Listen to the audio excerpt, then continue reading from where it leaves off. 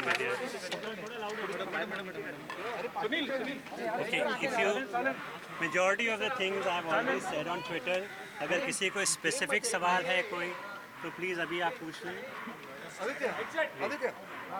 जैसा आप सभी लोग जानते हैं, साहब की आज हिंदुजा हॉस्पिटल खार में सुबह 7 बजे के कुछ देर के बाद पीसफुल शांतिपूर्वक एक अच्छे से उन्होंने इस दुनिया से हम लोगों से अलविदा कहा। सायरा जी, डॉक्टर की पूरी टीम और फैमिली मेम्बर्स सभी लोग इतराफ़ में थे। ऑफिशियली मैंने उसको ट्विटर पे 8:01 पे अनाउंस किया और आप सब लोग जानते हैं कि दिलीप कुमार साहब एक फिल्म स्टार और एक अदाकार और एक आर्टिस्ट ही नहीं थे, बल्कि एक ग्रेट ह्यूमन बीइंग थे। और जितना भी मैं दिलीप साहब को जानता हूँ, मुझको हमेशा साहब की बातों से साहब अपने आप को एक आर्टिस्ट कम और ह्यूमन बीइंग ज़्यादा पोर्ट्रे करना चाहते थे। उनकी बातें, उनकी सोच, उनकी तकलीफ़ जो लोगों के लिए, उनकी भावनाएं जो दो लोगों के लिए थी, वो एक इंसानियत के लिए थी, अच्छे लोगों के लिए थी, अच्छे देश के लिए थी, देश के लोगों के लिए थी और पूरी दुनिया के लिए थी। इसी तरह ट्विटर पे लोगों का जवाब आ रहा है, लाखों ट्वीट सुबह से आ चुकी हैं, हर किसी की आई हैं। इंडिविजुअल रिप्लाई पॉसिबल नहीं है, लेकिन मैं आप लोगों के माध्यम से सभी फैंस, वेल विशर्स, साहब के मद्दाह, साहब के शुभचिंतक लोग को ये मैसेज शुक्रिया का पहुंचाना चाहता हूं कि उन्होंने इतनी प्रार्थनाओं में साहब को हमेशा याद रखा, दुआएं भेजी। हमारे प्रधानमंत्री श्री नरेंद्र मोदी जी ने सुबह 8:30 बजे ही कॉल करा, सायरा जी से उनकी बात हुई और हज़ारों लोगों के जो मैसेजेस और फ़ोन कॉल्स आ रहे हैं वो तो आप सबको पता होगा ट्विटर पे।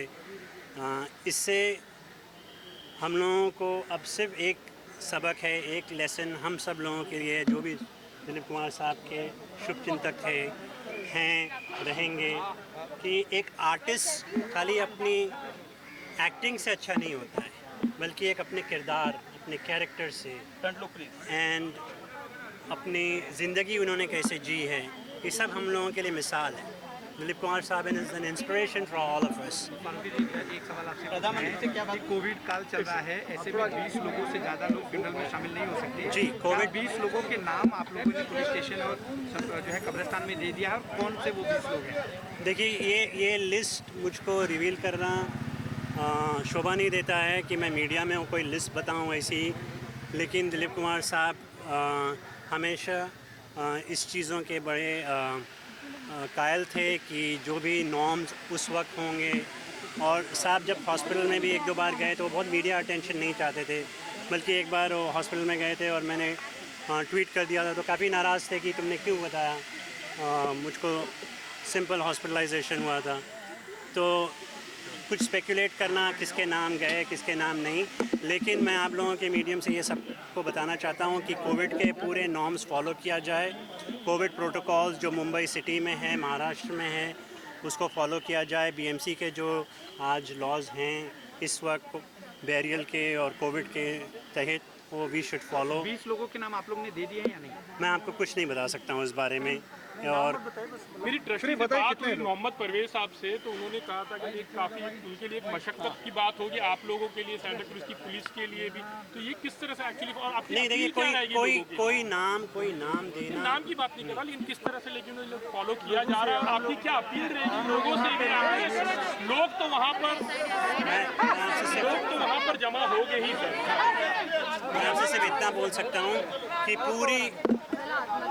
मुझे भी खबर मिली है कि लोग कब्रिस्तान में ऑलरेडी पहुँच गए हैं। और जैसा आपने कहा कि लोगों को आना है, लेकिन दिलीप साहब की भावनाओं को अपने दिल में रखते हुए मैं आप सभी लोगों के थ्रू, आपके ज़रिए, through you, I want to appeal to everybody to maintain the Covid protocols that are in the city and the state.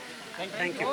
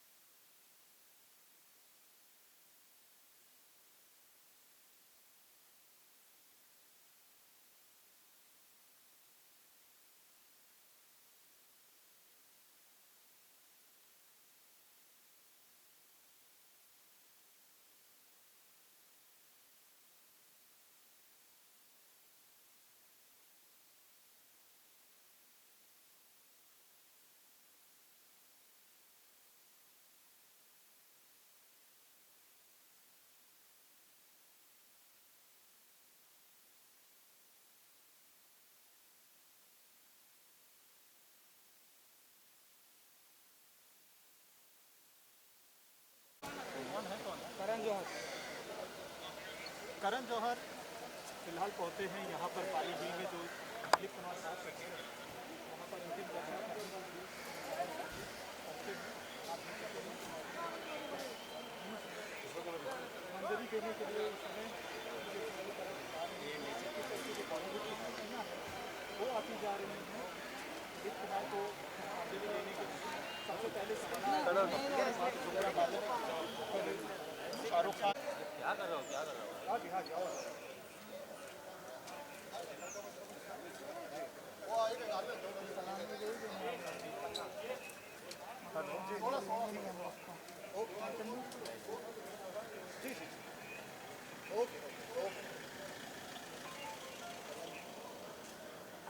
Bollywood के कई सिलेक्ट आ रहे हैं उनके अंतिम दर्शन के लिए। शाहरुख खान आए हुए हैं, शाहरुख खान आए थे वो दिलीप कुमार के घर पर। तो जॉनी लीवर मैं आपको बता दूं, जॉनी लीवर अभी भी आए हुए हैं, ये भी अंतिम दर्शन के उनके घर के अभी जा रहे हैं। आप देख सकते हैं सेलिब्रिटीज़ का आना जाना शुरू ही है।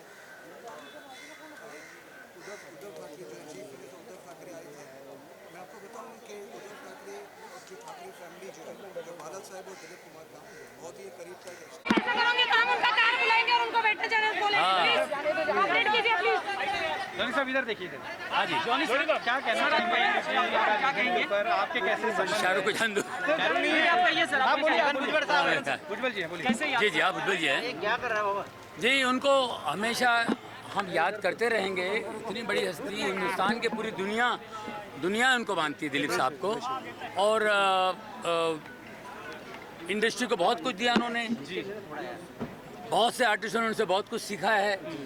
एक नेचुरल एक्टर, इंडस्ट्री में नेचुरल एक्टिंग उन्हीं से शुरू हुई और ये सब आप जानते ही हैं। और मेरे लिए खुशी बात यह है कि मेरी खुशनसीबी थी कि मैं उनके साथ टूर किया, उनके साथ उठा बैठा हूँ। इस बंगले पे कई बार आना जाना हुआ, बहुत प्यार करते थे। मेरा काम उनको बहुत अच्छा लगता था। और हमारे जुर्रे महमूद साहब, इन्होंने काम किया उनके साथ संघर्ष फिल्म में। ये इनके साथ भी बड़े अच्छे संबंध रहे हैं। और दिलीप साहब से बहुत कुछ सीखने जैसी बातें हैं। इतने बड़े होकर के भी हम कभी महसूस होने नहीं दिए कि हम छोटे कलाकार हैं। हमारे साथ इतने प्यार से बात करते थे। या बंगले में बैठ के सायरा जी को बोलते हो, मैडम सुनो, यहाँ कोई नहीं आएगा, यहाँ जॉनी और हम बैठे हैं, कोई फ़ोन नहीं, कुछ नहीं, ओके, हाँ, वो डिस्टर्ब नहीं करना। इसी मोहब्बत, इतना प्यार दिया उन्होंने। क्या उनके लिए क्या कहें, उनके बारे में कहने के लिए बाप रे बाप। और उनके कहीं भी फंक्शनों में आते थे, चैरिटी शो बहुत करते थे। कल्याण जी आनंद नाइट हम करते थे, उसमें चैरिटी फंक्शन ज़्यादा, तो वहाँ हर फंक्शन में मोस्टली ये होते थे। तो इनकी स्पीच सुनने के लिए हम तरसते थे, विंग में खड़े होते थे। अब ये क्या बोलेंगे, इस फंक्शन में क्या बोलेंगे। हर टॉपिक पे, हर बात पे वो तैयारी करके आते थे, बोलते थे। डॉक्टरों के लिए अलग से बोलते थे। अभी डॉक्टर भी होते यार, हमसे ज़्यादा ये डॉक्टर बने चाहिए, एक्टर कैसे बन गए। तो इंजीनियर है उनके लिए, बिल्डर के कुछ है, बिल्डर हो गए तो बिल्डरों के बारे में कुछ कहेंगे। तो ये बहुत वो वाकई इंस्टीट्यूशन थे। एक सदी गाना है आज। बिल्कुल बिल्कुल। कोई गाना आपको याद है जिसने आपको सोचने पे मजबूर किया हो कि ये अपना? नहीं, उनकी बहुत सारी बातें हैं, अभी तो वीडियोस में भी आप देखेंगे। Anyway, thank you. बहुत ही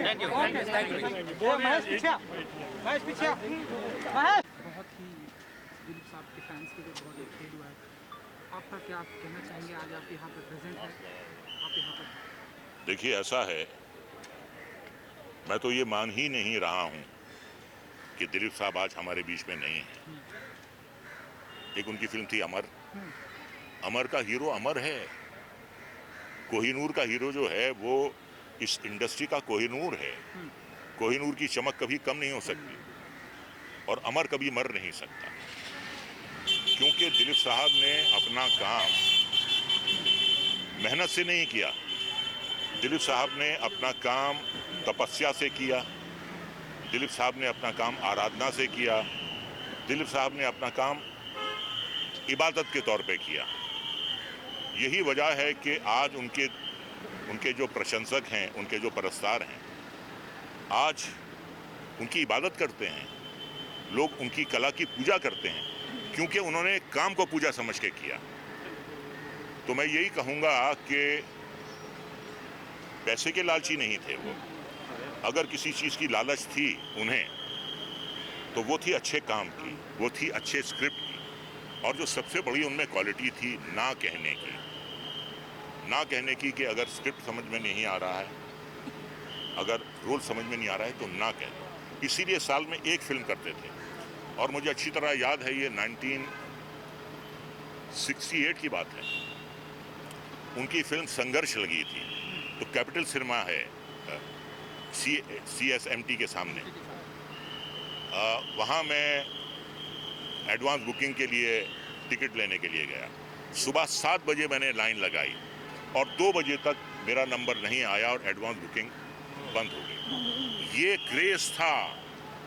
क्रेज था उस शख्स का। ऐसे ही नहीं, जिस तरीके से रोम एक दिन में नहीं बना है, इसी तरीके से दिलीप कुमार जो है वो एक दिन में नहीं बना है। मुगल आदम जब लगी थी, 3 दिन पहले से लाइन लगना शुरू हो गई थी। 3 दिन पहले से लोग रातों को सोते थे एडवांस बुकिंग के लिए, और 4-5 किलोमीटर लंबी लाइन होती थी। आप ये समझें कि बॉम्बे सेंट्रल से लेकर महालक्ष्मी तक लाइन लगती थी। अब ये कहाँ है? उन्होंने कभी साबुन नहीं बेचा, उन्होंने कभी शैम्पू नहीं बेचा टीवी पे आके, उन्होंने कभी कोई तेल नहीं बेचा, उन्होंने कॉस्ट्यूम नहीं बेचे। अगर उन्होंने कुछ बेचा तो कैमरे के सामने अपना फन बेचा। इसीलिए एक दिलीप कुमार है। हजारों साल नरगिस अपनी बेनूरी पे रोती है, बड़ी मुश्किल से होता है चमन में दीदावर। दिलीप कुमार एक था।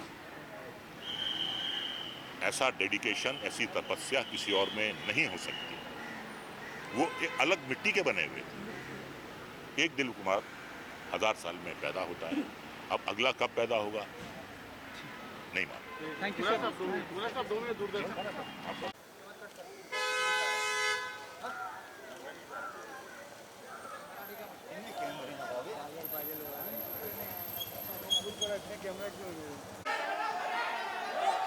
नहीं देगा।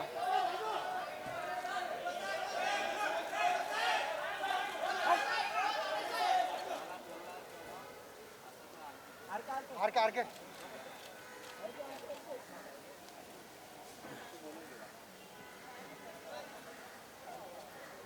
चलो आज काफ़ी दुखद दिन है। किस तरह याद कर रहे हैं आप दिलीप साहब को? उनसे मिलने भी आप पहुंचे थे आखिरी दर्शन के लिए, जी क्या कहेंगे? सर, मेरा थोड़ा सा इनके साथ पर्सनल चक्कर है। मैं इनका फ़ैन नहीं हूँ, मैं इनका भक्त हूँ। मैं अपने आप को इनका हनुमान कहता था। मैं सायरा जी को भी कहता था कि ये मेरे राम है, मैं इनका हनुमान हूँ। और मैं अक्सर कहता था कि अगर आप सबसे ज़्यादा इश्क करते हैं इनसे सायरा जी, तो मेरा नंबर दूसरा लिख लीजिए। तो आइडल तो ये पूरी दुनिया के थे, मेरे लिए गॉड थे। मैं इनको एक्टिंग का गॉड मानता हूँ, मुझे गॉड ऑफ एक्टिंग। और आज मुझे लगता है कि भाई जैसे सब एक्टर जो हैं वो बाप चला जाता है तो कैसी फीलिंग होती है, घर का एक सबसे बड़ा चला जाता है, ऐसी फीलिंग मुझे आ रही है कि आपके घर की छत उड़ गई है, आप बिना छत के बैठे हुए हैं। बहुत सारे एक्टर्स हुए हैं अपनी अपनी जगह पे, बहुत सारे लीजेंड्स हुए हैं, पर लीजेंड्स के ऊपर एक लीजेंड जो पिछले 100 साल में दूसरा दिलीप कुमार नहीं पैदा हुआ। और मैं दावे के साथ कह सकता हूँ कि अगले 1000 साल में दिलीप कुमार नहीं पैदा होगा। ये शख्सियत थी। जितने बड़े एक्टर उतने बड़े आदमी, उतनी तहजीब, उतने पढ़े लिखे, उतना रुतबा। और आपसे मिलें तो बिल्कुल हम्बल, आपको 2 मिनट में रिलैक्स कर दें, आपका हाथ पकड़ लें, आपके कंधे पे हाथ रख लें, तो आपको लगे ही नहीं कि आप इतने बड़े एक्टर से मिल रहे हैं। तो ये जो क्वालिटीज़ थी कि बड़े एक्टर के साथ साथ बड़ा आदमी होना और आम आदमी को रिलैक्स कर देना। जैसे मेरे जैसे आदमी को वो भाम गए थे, लास्ट पिक्चर में हम काम कर रहे थे किला में, कि भाई ये नर्वस हो रहे हैं। तो डायरेक्टर से कहा कि भाई मुझे 2-4 रेसलें चाहिए करने के लिए। उन्होंने देख लिया मैं नर्वस हो रहा हूँ, तो मेरे कंधे पे हाथ रख के उन्होंने मुझे रिलैक्स करने के लिए 2-4 रेसलें की। फिर बोला मैं तैयार हूँ, मैं अभी करते हैं। और कभी भी सेट पे आके ये नहीं होता था कि मैं आ गया हूँ, मुझे सब आता है। वो फिर अपनी स्क्रिप्ट वैसे ही लेते थे जैसे पहली बार फिल्म कर रहे हो। उनकी जो मेहनत थी, जो लगन थी, जो डेडिकेशन था, जो सिंसियरिटी थी, वो ऐसे ही होता था जैसे पहली बार काम कर रहे हो। बोलते थे हमारा काम 100% होना चाहिए, फिल्म ना चलना उसके हाथ में, हमारे काम में बेईमानी नहीं होनी चाहिए। तो ये सारी बातें मुझे देख के लगता था मैंने 50 साल 60 साल काम करने के बाद भी ये बोल रहे हैं। नहीं यार, मैंने कहा आपने इतना काम किया, इतना अच्छा काम किया, तो बोले नहीं यार खुदा मेहरबान तो गधा पहलवान। स्क्रिप्टें अच्छी मिल गई, डायरेक्टर अच्छे मिल गए, तो उन्होंने मार मार के सिखाया हमको भी कहाँ आता था। अब भी करते हुए श्योर नहीं होते कि ठीक हो रहा है कि नहीं हो रहा जब तक देख ना लें। तो ये सारी बातें आपको कहाँ मिलती है, वरना आदमी दिन भर मैं करता रहता है। उन्होंने कभी मैं लफ्ज़ यूज़ ही नहीं करते थे, और किस्से सुनाते थे इंटरेस्टिंग पुराने एक बार ये हुआ, एक बार वो हुआ, तमाम किस्से सुनाते थे। और आखिर के दिनों में अपनी मदर को बहुत याद करते थे, हाँ आखिरी दिनों में, और मदर को याद करके इमोशनल हो जाते थे। तो मैं हैरान होता था यार, 80-85 का आदमी इमोशनल हो रहा है इस उम्र में मदर को याद करके, तो मेरी माँ ऐसी। तो एक thank you sir, thank you sir.